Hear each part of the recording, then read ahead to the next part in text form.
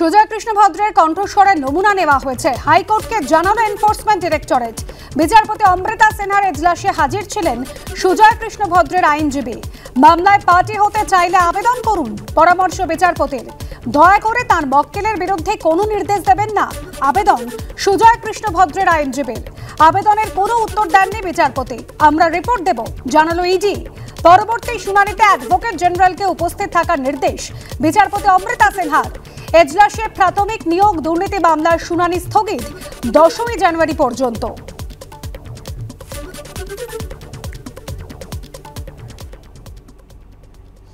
আর গত 4.5 মাসের টালবাহানা এবং তারপর অবশেষে ইডির কবজায় কাকুর কণ্ঠ। ইডির দাবি, গতকাল তাদের অফিসাররা যখন এসএসকেএম হাসপাতালে পৌঁছন তখন সুজয় কৃষ্ণ ভদ্র জানান তিনি ভয়েস স্যাম্পল দিতে রাজি।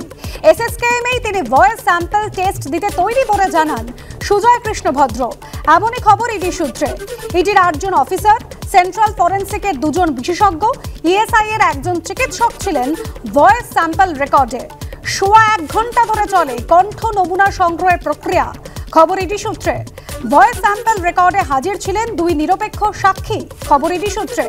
আগামীকালের মধ্যে ভয়েস স্যাম্পল এবং কল রেকর্ড পাঠানো হবে সেন্ট্রাল ফরেন্সিক ল্যাবে। ঘাড় ধরে ওর সরবার করা উচিত। ও চোরের সাক্ষী গাট কাটা, ঘাড় ধরে ভয়েস বার করা উচিত।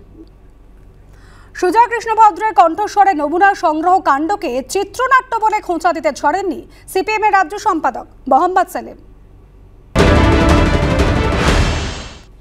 কাকুরপুরে পিসি, এটাই তো নিয়ম। তোমার বাড়িতে কিরম হয়? স্ক্রিপ্টেড।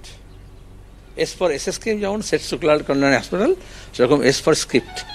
তা না হলে একজনকে ধরে, সেও কবে আরএসএস করেছে, তারপরে তো তৃণমূল করছে, তারপরে তৃণমূল করে না, তৃণমূল লোকজন জিজ্ঞেস করবে, তৃণমূল লোকজন চেনে না, ওই ভাইপো কোম্পানি করছে আর টাকা পয়সা জোগাড় করছে।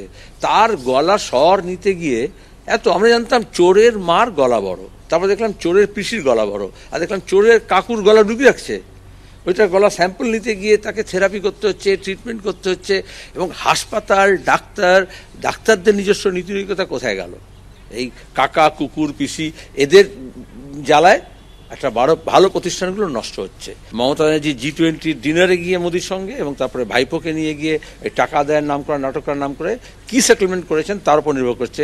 আমার তো মনে হচ্ছে গলার স্বর এখন পাল্টে গেছে, তারপর কিনে গেছে, এই জন্য অপেক্ষা করছিল। এবার বোঝা যাবে যে কালীঘাটের কাকুর যে ভোকাল কর্ড, সেই ভোকাল কর্ড থেকে রাস্তা কোন দিকে যাচ্ছে। নিশ্চয়ই ওখানে কোনো গুপ্তধন আছে, যে গুপ্তধনকে লুকোনোর জন্যই এত চেষ্টা এতদিন ধরে চলছিল।